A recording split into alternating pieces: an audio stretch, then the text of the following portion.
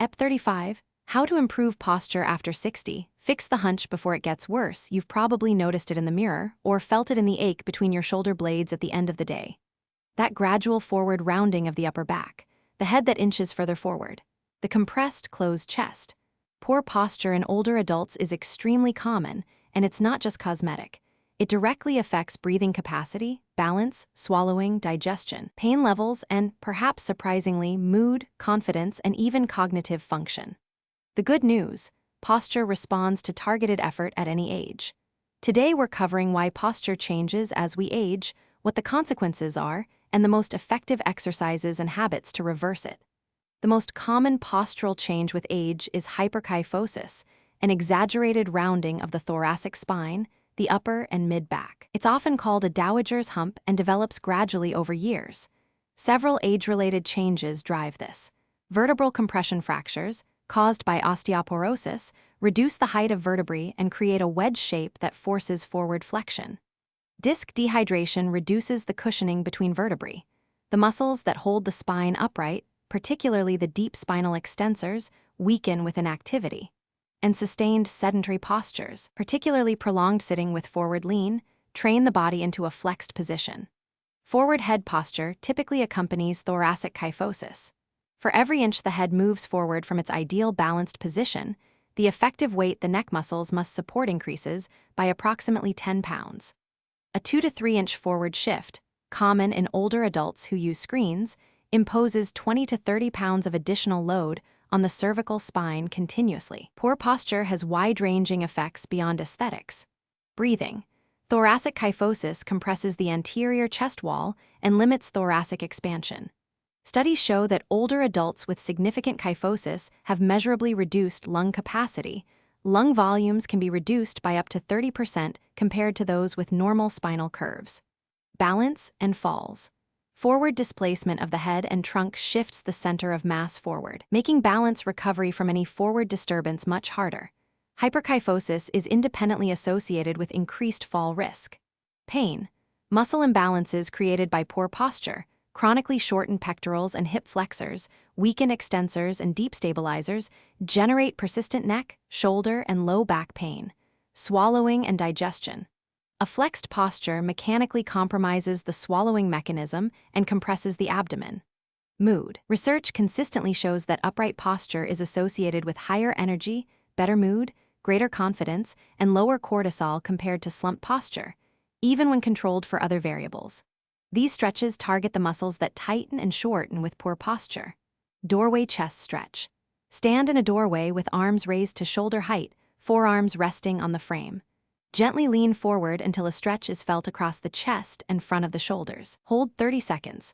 This directly reverses the shortened pectoral position.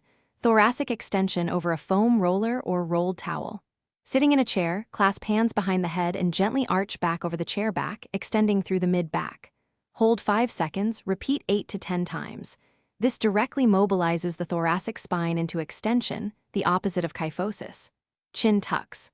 Looking straight ahead, gently draw the chin back, not up or down, but back, creating a slight double chin. Hold 5 seconds. Repeat 10 times. This repositions the head over the spine and strengthens the deep cervical flexors. Cat-cow. On hands and knees, alternate between arching the back upward and allowing it to sag downward. 10 repetitions. Mobilizes the entire spine and reinforces alternating flexion and extension. Stretching opens the shortened muscles. Strengthening builds the capacity to maintain upright posture. Prone YTW. Lying face down on a mat or bed edge, raise arms into Y, T, and W shapes while squeezing the shoulder blades together. These directly target the lower and middle trapezius, the muscles most responsible for retraction and depression of the shoulder blades. 3 sets of 10. Seated row with band. Sit upright with a resistance band anchored in front. Pull both hands to the sides of the torso, squeezing shoulder blades together at the end range. 3 sets of 15. Strengthens the rhomboids and mid-trapezius. Dead bug. Lying on your back, arms pointing to the ceiling, knees bent at 90 degrees. Slowly lower one arm behind the head and the opposite leg toward the floor, keeping the lower back flat. Return and alternate. This builds deep core stability without spinal loading. Wall angels. Stand with your back and arms against a wall. Slowly slide arms up and down in a snow angel motion while keeping the back and arms touching the wall. This trains thoracic extension and shoulder mobility simultaneously.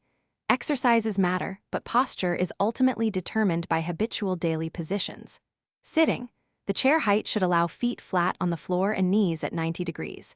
The screen should be at eye level.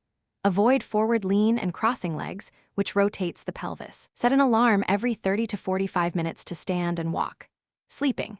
Back sleeping with a pillow supporting the natural cervical curve is ideal for spinal alignment. Side sleeping with a pillow between the knees maintains hip and spinal alignment. Avoid stomach sleeping, which forces prolonged cervical rotation.